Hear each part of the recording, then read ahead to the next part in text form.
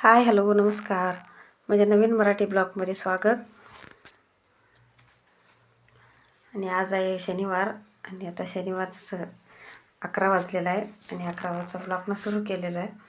आणि इकडं पोरं पण सकाळची शाळा होती, जाऊन आलेलं आहेत आणि सकाळचं काम सगळं आवरलेलं आहे. धुणं, भांडी आणि बाकीचं काम सगळं आवरलेलं आहे आणि स्वयंपाक करायला लागलो आहे. आणि आता इकडं स्वयंपाक करायला लागलो आहे. आणि आज स्वयंपाकामध्ये काय रेसिपी आहे बघा. आणि आता आजचा ब्लॉगमध्ये एक छान रेसिपी करणार आहे. आणि इकडं हरभऱ्याची भाजी आहे आणि ते बारीक कट करून घेतलेलं आहे. आणि इकडं आणि तुरीचं डाळ घेतलेलं आहे अर्धा वाटी आणि हिरव्या मिरच्या आणि 2 टमॅटो घेतलेला आहे. आणि मी आज काय करणार आहे, आपण चाकवत आणि पालक, चंदन बटवा हे सगळं गरगाटा करतो ह्या भाज्यांचा. आणि आज मी हरभऱ्याच्या भाजीची गरगाटा करणार आहे आणि ते कसं करायचं ते पण शेअर करणार आहे. आणि पूर्ण व्हिडिओ बघा. आणि चॅनलवर नवीन असाल तर प्लीज चॅनलला सबस्क्राईब करा. इकडं बघा, कुकरमध्ये हे सर्व उकडून घ्यायचं आहे. कुकरमध्ये चांगलं शिजवून घ्यायचं आहे. टोमॅटो, मिरच्या आणि डाळ आणि इकडं बारीक कट करून घेतलेला हरभऱ्याची भाजी 2 शिट्ट्या करून घेतो. स्वच्छ धुवून घेतलेलं आहे भाजी.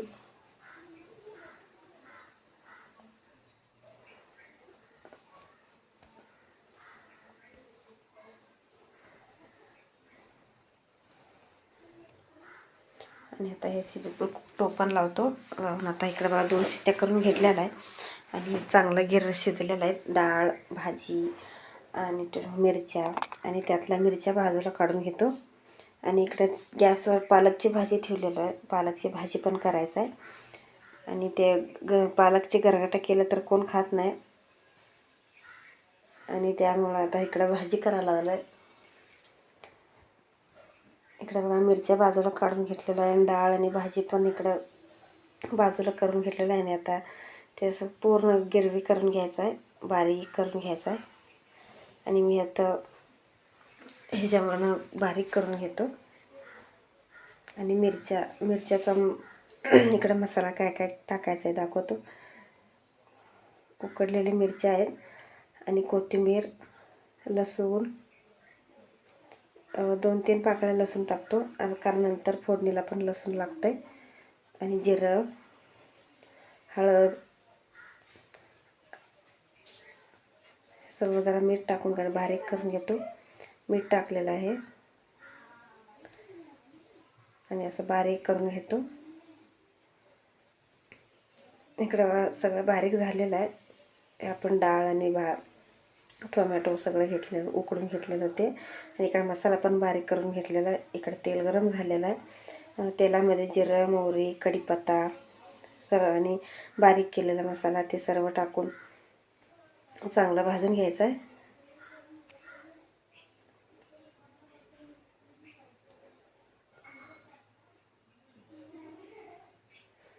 आणि लसूण पण फोडणीला लसूण पण टाकलेलं आहे, कढीपत्ता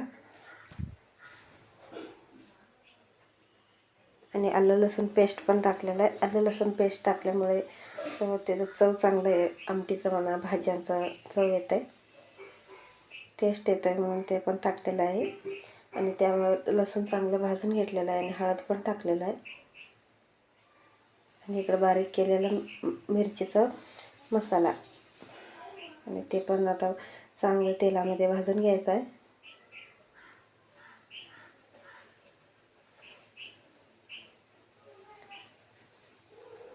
इकडं चांगलं भाजलेलं आहे मसाला.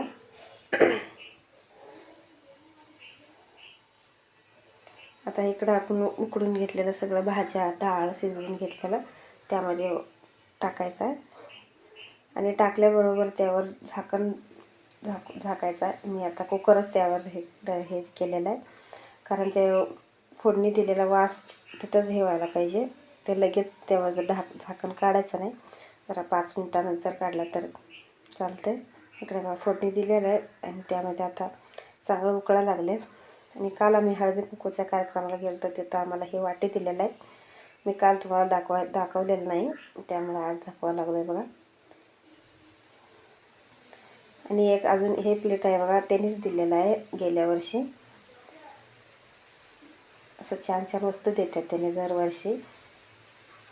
आणि हे आमटीला, गरगाटाच्या आमटीला ज्वारीचं पीठ लावणार आहे. म्हणजे पीठ जरा कालवून जरासं घट्टसर पाणी हे करून त्याचं त्यामध्ये टाकायचं आहे. मी थोडंसं घेतलेलं आहे. आता मी त्यावर टाकलेलं आहे आणि ते उरलेलं पाणी जरा होतं ते पण टाकलेलं आहे. हे बघा किती मस्त घट्ट झालेलं आहे. आणि इकडे हे तयार झालेलं आहे हरभऱ्याच्या भाजीची गरगाटा. आणि पालकची भाजी पण शिजलेली आहे, ते पण काढून घेतो. आणि आता पालकची फोडणी देतो. मिरच्या आणि कांदा चिरून घेतलेला आहे आणि डाळ पण भिजत ठेवलेला आहे, तिचं पण फोडणी देतो. आणि आता झालं आहे जेवायचे टायमिंग झालेलं आहे. आणि हे तेवढं झालं तर झालं स्वयंपाक. मग सगळे पोरं आणि आम्ही सगळे आता जेवायला बसणार आहे. आणि आज शनिवार मार्केटला गेलेला आहे. आई पण आता येतील, ते आल्यानंतर त्यांना चहा द्यायचा. चहा झाल्यानंतर सगळे आम्ही जेवायला बसायचं आहे. आता हे संध्याकाळचं 7 वाजलेलं आहे आता. आणि सकाळचं व्हिडिओ करत असताना एक काम आलं, रेसिपी करतच मी आता सकाळीच केलेलं नाही व्हिडिओ, तेवढंच केलं होतं. पालकची भाजी पूर्ण रेसिपी दाखवलेली नाही, सॉरी. आणि मला अर्जंट एक काम आलं, त्यामुळं मी व्हिडिओ अर्धवट सोडून गेलो. आणि परत आता संध्याकाळी मस्त रेसिपी आहे. आणि हे मोडा आहे आणि मसाला मोडा करायला लागलो आहे. आणि पोराला खूप आवडते. ओला मसाला करून घेतलेला आहे आणि ह्याचं भाजी बनवायला लागलो आहे. आणि रेसिपी हे नाही, रेसिपी आहे काहीतरी दाखवतो, पूर्ण व्हिडिओ बघा. आणि आता हे भाजी तयार झालेलं आहे. आणि मी मोडं आता उकडून घेतलं होतं. आणि इकडं मेथीची भाजी आहे, आज करणार आहे मेथी पराठा. आणि इकडं एक पेंडी मेथी आहे, आता हे खोडून घेतलेलं आहे, ते आता बारीक करून चिरून घ्यायचं आहे. आणि मेथी पराठामध्ये मसाले साहित्य काय काय आहे दाखवतो. म्हणजे 7 ते 8 मिरच्या घेतलेल्या आहे आणि 5-6 लसूणच्या पाकळ्या आणि आलं, ते सगळं आता बारीक करून घ्यायचं आहे. खलबत्त्यामध्ये चांगलं बारीक करून घेतो. आणि इकडे मेथी स्वच्छ धुवून बारीक चिरून घेतलेलं आहे. मी इकडं गव्हाचं पीठ घेतलेलं आहे, 2 ते 3 कप घेतलेलं आहे. आणि त्यामध्ये 1 कप बेसनाचं पीठ टाकायचं आहे. बेसन पीठ घेतलेलं आहे 1 कप. आणि त्यामध्ये टाकून सगळं मिक्स करून घ्यायचं आहे. आणि पोरांसाठी मी आता छान रेसिपी करायला लागलो आहे आज, मेथी पराठा. आणि पूर्ण व्हिडिओ बघा. आता बेसन पीठ आणि ह्यामध्ये तांदळाचं पीठ पण टाकलं तर चालतंय, मी हे तर टाकलेलं नाही. गव्हाचं पीठ आणि बेसन पीठ तेवढंच घेतलेलं आहे. आणि साहित्य जिरं, हळद आणि 1 चमचा जिरं आणि हळद घेतलेलं आहे. आणि ओवा 1 चमचा.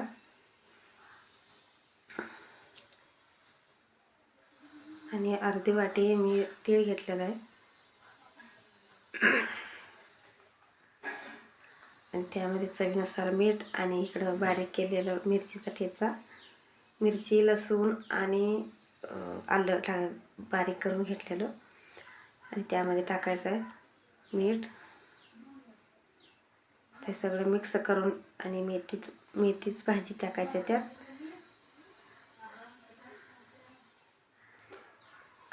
सगळं मिक्स करून पाणी टाकायचं आहे. पाणी लगेच टाकायचं नाही, कारण ते भाजी धुवून घेतलेलं असते, त्यामधलं पाणी पण असतं, ते ओलं असते भाजी, त्यामुळं पाणी जास्त लागत नाही. आणि ह्यामध्ये आता मिक्स करून घेतो सगळं.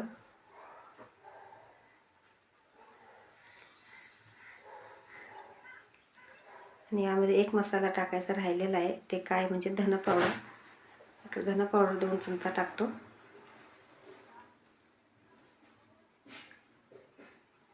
आणि आता चांगलं पीठ मळून घेतो. हे जास्त मळून 10-15 मिनटं ठेवायचं आहे. इकडं बघा पीठ मळून घेतलेलं आहे आणि 10-15 मिनिट झालेलं आहे. आणि आता लाटणार आहे चुलीवर. इकडं चुलीवर चूल पण पेटवलेला आहे आणि तवा ठेवलेला आहे. इकडं चुलीवर पराठे लाटून घेतो.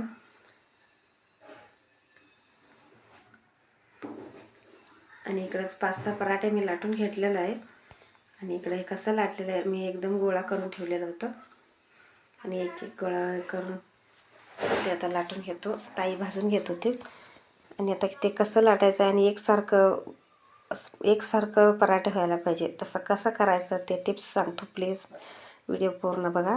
आता मी एवढं आपल्याला किती पाहिजे तेवढं लाटून घ्यायचं आहे. बघा एक टोपण घेतलेलं आहे आणि हे ते टोपणाचं आहे ना असं गोल आकाराचं आहे कट करून घ्यायचं आहे. म्हणजे छान मस्त गोल होतं आहे आणि एकसारखं बनतं आहे पराठा. हे काय बघा मस्त छान झालेलं आहे आणि पोरांना पण खूप आवडते असं.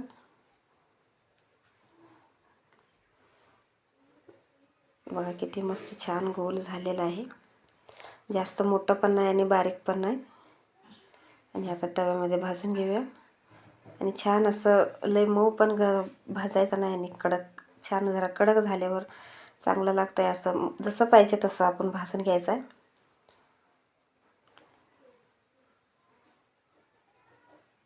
तेल नाही तर तूप लावून भाजून घ्यायचं आहे. मी इकडे तेलाचा वापर केलेला आहे.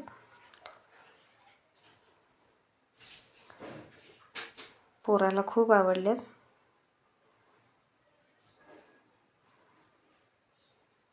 दोन्ही बाजूनं तेल लावायचं आहे.